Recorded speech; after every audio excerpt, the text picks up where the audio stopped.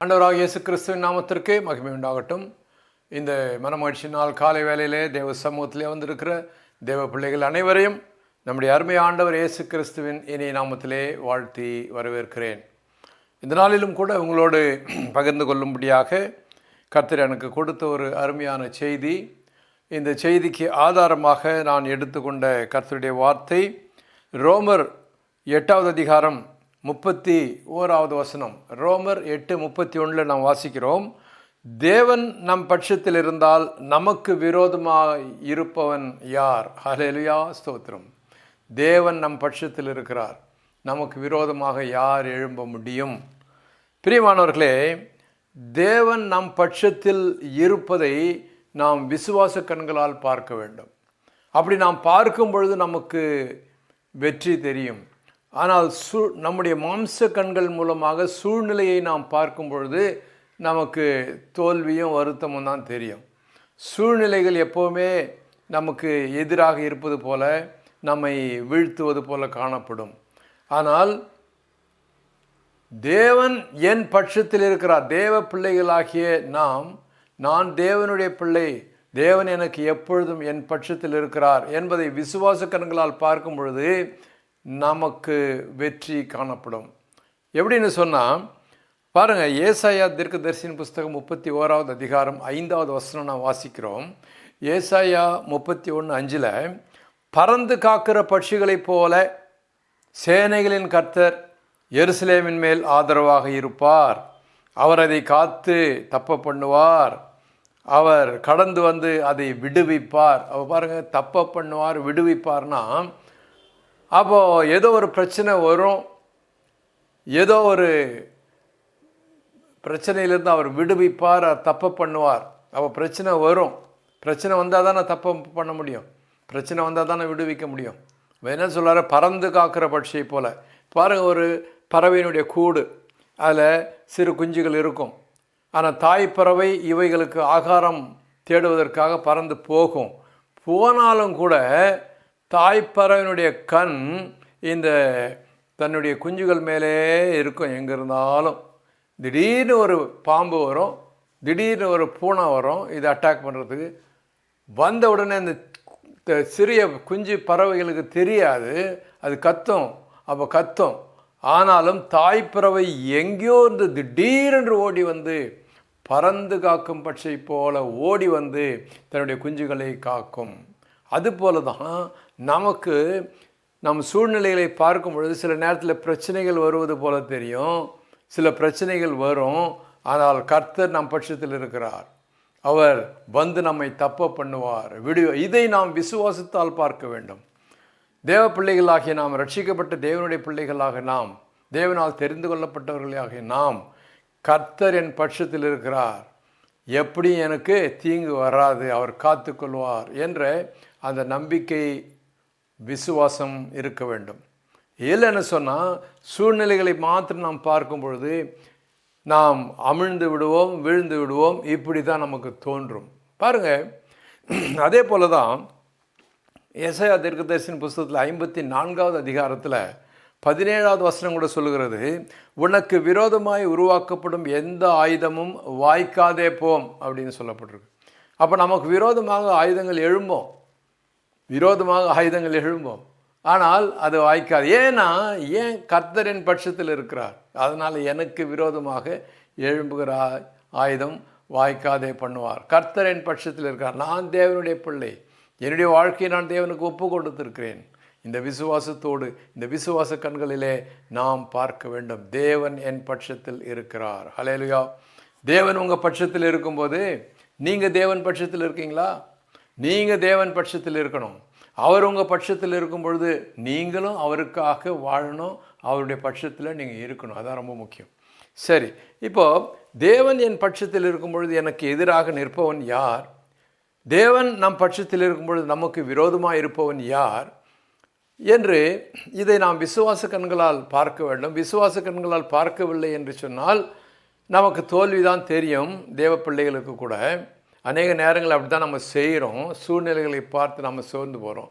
ஒரு சில உதாரணங்களை உங்களுக்கு வேதத்திலிருந்து காண்பித்து இந்த காரியம் எப்படி, இந்த லாஜிக் எப்படி நடக்கிறது என்பதை உங்களோடு நான் தியானிக்க விரும்புகிறேன். முதலாவதாக நாம் எடுத்துக்கொள்ளலாம் யாக்கோபு. யாக்கோபு கர்த்தரால் ஆசீர்வதிக்கப்பட்டவன், இஸ்ரவேல் பெயர் வாங்கினவன். ஆண்டவர் பயங்கரமான ஆசீர்வாதத்தை அவனுக்கும் அவன் சந்ததிக்கும் கொடுத்தார். அப்படிப்பட்ட ஒரு மனுஷன் யாக்கோபு. பாருங்க, தேவன் தான் அவனுக்கு ஆசீர்வாதம் எவ்வளோ வாக்குத்தத்தம் கொடுத்திருந்தோம். தேவன் தன் பட்சத்தில் இருக்கிறார் என்பதை விசுவாசிக்காமல், அதை பார்க்காமல் என்ன நடந்ததுன்னு பார்க்கும் பொழுது, ஆதியாகவும் 42வது அதிகாரம் 36வது வசனம். ஆதியாகவும் 32:46 யாக்கோபு சொல்கிறாரு, அவர்கள் தகப்பனாகிய யாக்கோபு அவர்களை நோக்கி, என்னை பிள்ளையற்றவன் ஆக்குகிறீர்கள். யோசேப்பும் இல்லை, சிமியோனும் இல்லை, பென்யமீனையும் கொண்டு போக பார்க்கிறீர்கள். இது எல்லாம் எனக்கு விரோதமாய் நேரிடுகிறது என்றான். யாக்கோபு ஆசீர்வதிக்கப்பட்டவன் என்ன சொல்கிறான்? எனக்கு எல்லாம் விரோதமாய் நேரிடு. சூழ்நிலையை பார்க்குறான். யோசேப்பு காணாத போயிட்டான். அப்படியே சிமியோனும் அங்கே சிறைபிடிக்கப்பட்டு இருக்கிறான் எகிப்தில். இங்கே பென்யமீனையும் கூட்டிகிட்டு போகணுன்னு சொல்கிறீங்க. நமக்கு எல்லாம் அந்த பின்னணி தெரியும் இல்லையா? யோசேப்பு அங்கே எகிப்தில் இருக்கும் பொழுது, இப்போ இவங்க தானியம் கொள்ள போகிறார்கள் பஞ்சத்தினாலே. அப்போ அங்கே நடந்த சூழ்நிலை எல்லாம் நமக்கு தெரியும்.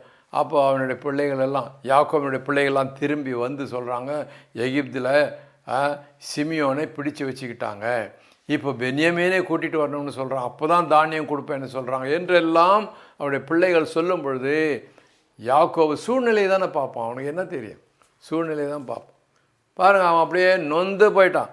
யாக்கோபு தன் சூழ்நிலைமையை பார்த்து சோர்ந்து போனான். ஐயோ, யோசேப்பு என்கிட்ட இல்லை, கடைசி பிள்ளை, ரொம்ப நான் நேசிக்கிற பிள்ளை என்கிட்ட இல்லையே. இப்போ சிமியோனை அங்கே பிடிச்சு வச்சுருக்காங்களே, இப்போ பென்யமீனை கூட்டிகிட்டு போகணும்னு சொல்கிறீங்களே, எல்லாம் எனக்கு விரோதமாக நடக்கிறதே என்றான். அப்போது தனக்கு வாக்குத்தத்தம் கொடுத்த தேவன் என் பட்சத்தில் இருக்கிறார் என்பதை இவர் மறந்து விட்டார். சூழ்நிலை அவரை ஓவர் கம் பண்ணுது, சூழ்நிலை அவரை அழுத்துது, சூழ்நிலையை பார்க்கிறார். அன்பானவர்களே, என்ன நடந்தது?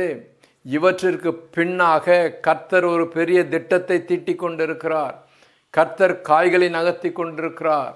யாக்கோபுக்கு ஆதரவாக, யாக்கோபின் பட்சத்தில் கர்த்தர் கிரியை பின்னால் பேக்ரவுண்டில் செய்து கொண்டு இருக்கிறார். என்ன நடந்தது? அப்படியே நீங்கள் வாங்க 45வது அதிகாரம், ஆதியாகமும் 45வது அதிகாரம் 26வது வசனத்தில் அப்படியே சீன் மாறுது பாருங்கள். ஆதியாகமம் 45:26 பார்க்கும் பொழுது, அவர்கள் மறுபடியும் அந்த பிள்ளைகள் எகிப்துக்கு போயிட்டு திரும்பி சொல்கிறாங்க யாக்கோபுக்கு, யோசேப்பு உயிரோடு இருக்கிறான், அவன் எகிப்து தேசத்துக்கெல்லாம் அதிபதியாக இருக்கிறான் என்று அவனுக்கு அறிவித்தார்கள். அவன் இருதயம் மூர்ச்சி அடைந்தது. அவன் அவர்களை நம்பாத அளவுக்கு பெரிய காரியங்களை கர்த்தர் செய்தார். ஹல்லேலூயா. நமக்கு நம்முடைய மைண்டுக்கு எட்டாத பெரிய காரியங்களை செய்வார் கர்த்தர்னு சொல்லலையா? ஆராய்ந்து முடியாதவர்களை கர்த்தர் செய்வார் என்று யோபு சொன்னது போல, பாருங்கள், யாக்கோபால் நம்ப முடியல. யோசேப்பு செத்து போயிட்டான்னு நினச்சுமே.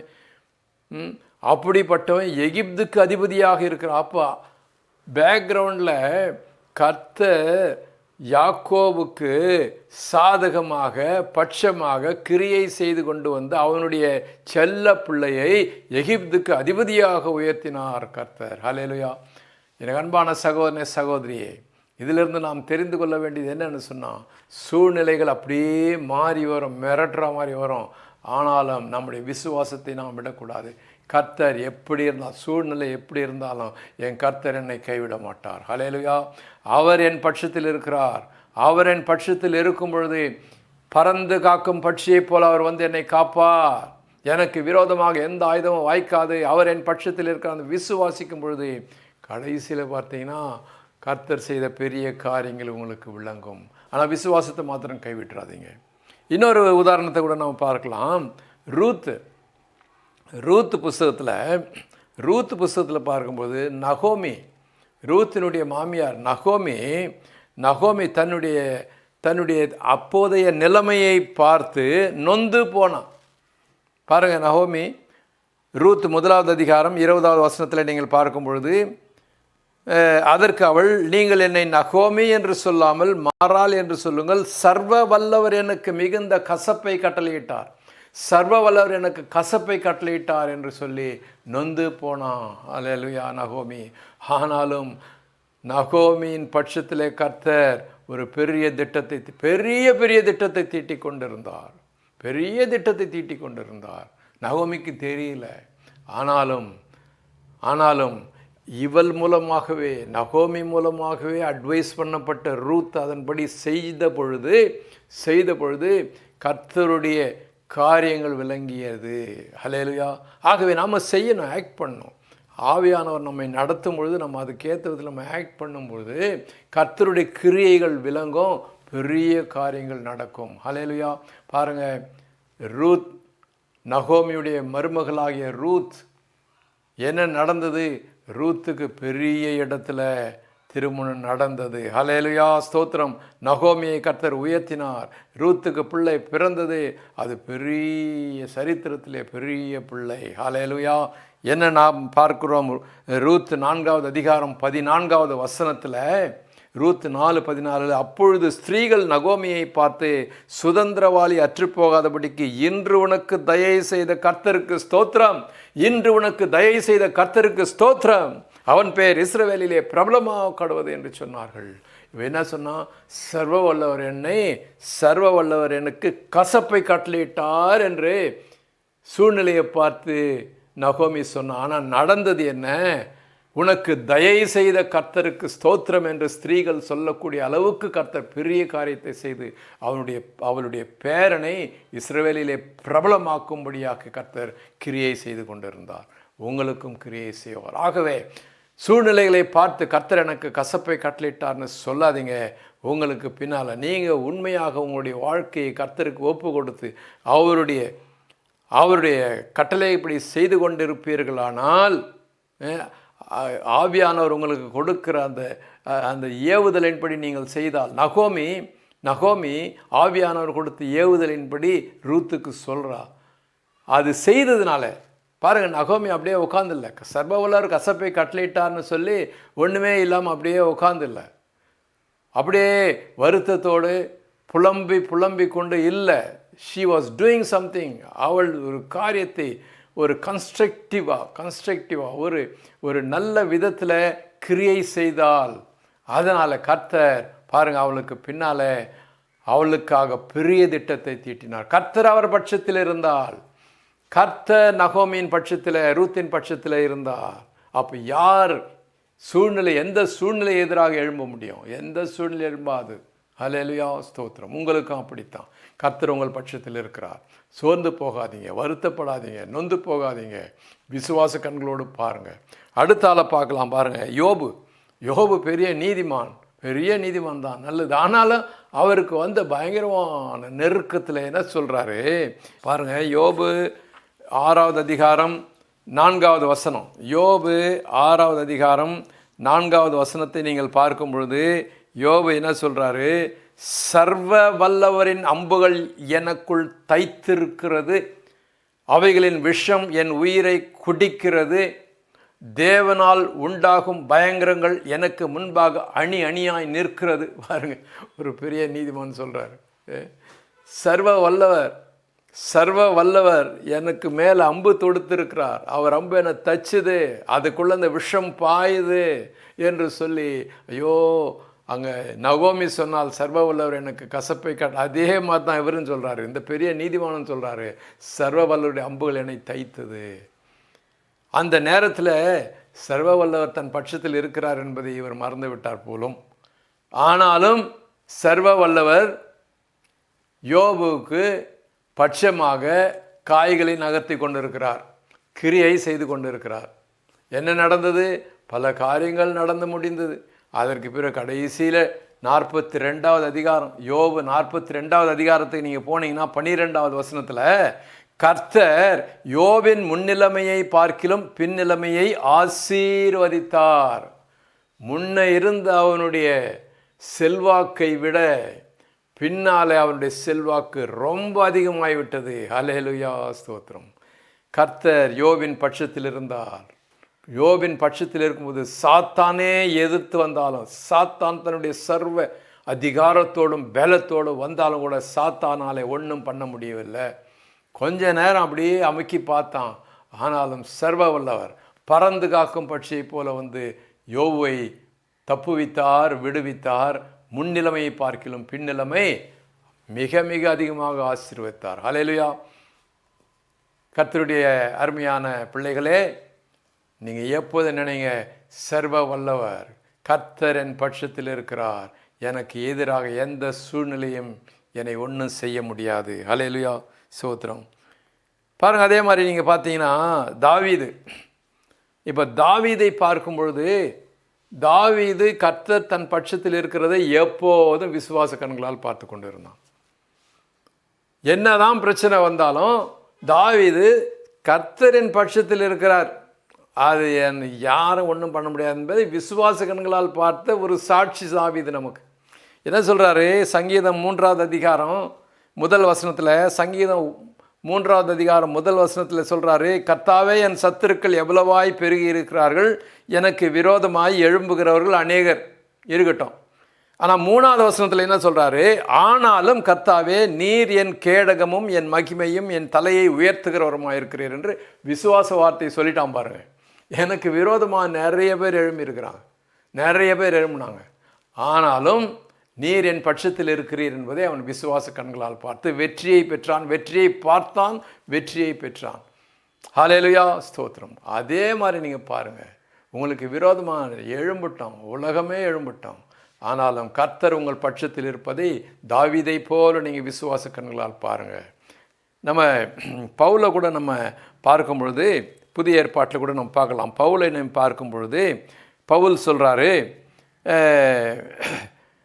2 கொரிந்தியர் 4வது அதிகாரம் 8வது வசனத்தில், அதாவது பவுல் எல்லா பக்கங்களிலும் நெருக்கப்பட்டாலும் கூட கர்த்தர் தன் பட்சத்தில் இருப்பதை விசுவாச கண்களால் பார்த்து கொண்டிருந்தார். அவர் சொல்கிறார் பாருங்க, 2 கொரிந்தியர் 4வது அதிகாரம் 8வது வசனத்தில், நாங்கள் எப்பக்கத்தில் நெருக்கப்பட்டும் ஒடுங்கி போகிறதில்லை, கலக்கமடைந்தும் மனமுறிவடையதில்லை. இதெல்லாம் வரும், நெருக்கம் வரும், கலக்கம் வரும், நாங்கள் மனமுறிவடைய மாட்டோம். ஏனென்றால் கர்த்தர் நம் பட்சத்தில் இருக்கிறார். 13வது வசனத்தில் சொல்கிறாரு, 2 கொரிந்தியர் 4:13, விசுவாசித்தேன் ஆகையால் பேசினேன் என்று எழுதியிருக்கிறபடி நாங்களும் அந்த விசுவாசத்தின் ஆவியை உடையவர்களாயிருந்து விசுவாசிக்கிறபடியால் பேசுகிறோம். ஏன் இப்படி பேசுகிறோம்? ஏன் இப்படி நெருக்கப்பட்டாலும் நாங்கள் விழுந்து போக மாட்டோம். ஏன் இப்படி பேசுகிறோம்? விசுவாசிக்கிறோம். என்ன விசுவாசிக்கிறோம்? கர்த்தர் எங்கள் பட்சத்தில் இருக்கிறார். எனக்கு அருமையான சகோதரனே, சகோதரியை, நீ விசுவாசிப்பாயா? நீங்களும் நானும் கர்த்தர் நம் பட்சத்தில் இருக்கிறார் என்பதை விசுவாசிக்கும் பொழுது அப்போது நாமும் சொல்ல முடியும், நாமும் எந்த நெருக்க சூழ்நிலையிலும், எந்த கஷ்ட சூழ்நிலையிலும், யோபை போன்ற கஷ்ட சூழ்நிலையிலும், நகோமியை போன்ற கஷ்ட சூழ்நிலையிலும், யாக்கோபை போன்ற கஷ்ட சூழ்நிலையிலும், எல்லா சூழ்நிலையிலும் கூட நம்ம என்ன சொல்ல முடியும் தெரியுமா? 118வது சங்கீதத்தில் 6வது வசனத்தில் சங்கீதக்காரன் சொல்லுவது போல, 118:6, கர்த்தரின் பட்சத்தில் இருக்கிறார், நான் பயப்படேன், மனுஷன் எனக்கு என்ன செய்வான், சூழ்நிலைகள் எனக்கு என்ன செய்யும் என்று நீங்கள் சொல்ல முடியும். அதை நீங்கள் விசுவாசித்தால், பவுல் சொல்கிறது போல, விசுவாசித்தேன் ஆகையால் பேசுகிறேன். கர்த்தரின் பட்சத்தில் இருக்கிறார், மனுஷன் எனக்கு என்ன செய்ய முடியும், சூழ்நிலை எனக்கு என்ன செய்ய முடியும், ஒன்றும் பண்ண முடியாது. அல்லேலூயா, ஸ்தோத்திரம். அதே போல் நம்ம சொல்ல முடியும், எபிரேயர் 13:6 கூட நம்ம வாசிக்கிறோம், அதனாலே நாம் தைரியம் கொண்டு கர்த்தர் எனக்கு சகாயர், நான் பயப்படேன், மனுஷன் எனக்கு என்ன செய்வான் என்று சொல்லலாமே. கர்த்தர் எனக்கு சகாயர், மனுஷன் சூழ்நிலை எனக்கு என்ன செய்யும் என்று நீ சொல்லலாமே. தைரியம் எந்த தைரியம்? கர்த்தரின் பட்சத்தில் இருக்கிறார் என்பதை விசுவாசிக்கிற தைரியத்தினாலே நீ இதை சொல்லலாமே. எனக்கு அன்பான சகோதரனே, சகோதரியே, கர்த்தர் உன் பட்சத்தில் இருக்கிறார். கர்த்தர் உன் பட்சத்தில் இருக்கிறார். இந்த உலக சூழ்நிலைகள் உன்னை வீழ்த்த முடியாது. ஆகவே தைரியமாக விசுவாச கண்களாலே கர்த்தரின் பட்சத்தில் இருக்கிறார் என்பதை பார்த்து, தொலை தூரத்தில் இருக்கிற உனக்கு நெருங்கி வருகிற வெற்றியை நீ பார், கிட்ட இருக்கிற தோல்வியை பார்க்காதே. இது போயிடும். கர்த்தர் உன்னை தப்புவிப்பார், விடுவிப்பார். எந்த ஆயுதமும் உனக்கு விரோதமாக எழுப்பினால் அது வாய்க்காது. கர்த்தர் பறந்து காக்கிற பட்சியை போல வந்து உன்னை காத்துக்கொள்வார். கர்த்தர் தாமே இந்த வசனங்களை கொண்டு நம்மை ஆசீர்வதிப்பாராக. கண்களை மூடி ஜெபிப்போம். எங்கள் அன்பின் ஆண்டவரே, உம்மை ஸ்தோத்திரிக்கிறோம். வசனங்களை கேட்ட பிள்ளைகளை ஆசீர்வதியும் கர்த்தாவே. கர்த்தர் எங்கள் பட்சத்தில் இருக்கிறீர். எங்களுக்கு விரோதமாக எந்த ஆயுதமும் வாய்க்க முடியாது. அல்லேலூயா. நீர் பறந்து காக்கிற பட்சியை போல வந்து காத்துக்கொள்வீர். அல்லேலூயா. ஸ்தோத்திரம் ஆண்டவரே. யாக்கோபுக்கு பட்சமாக இருந்தவர், நகோமிக்கு பட்சமாக இருந்தவர், யோபுக்கு பட்சமாக இருந்தவர், பவுலுக்கு பட்சத்தில் இருந்தவர், எங்களுக்கும் எங்கள் பட்சமாக இருக்கிறீர். உமக்கு ஸ்தோத்திரம். ஆசீர்வதியும். வசனங்களை கேட்ட ஒவ்வொருவரையும் ஆசீர்வதியும். தேவைகளை சந்தியும், பிரச்சனைகளை அப்புறப்படுத்தும், எங்களை பரிசுத்தப்படுத்தும். உடைய வருகைக்காக எங்களை ஆயத்தப்படுத்தும். இயேசு கிறிஸ்துவினுடைய வல்லமையுள்ள நாமத்தில் எங்கள் ஜெபங்கள் ஏறெடுக்கிறோம் நல்ல பிதாவே. ஆமேன், ஆமேன்.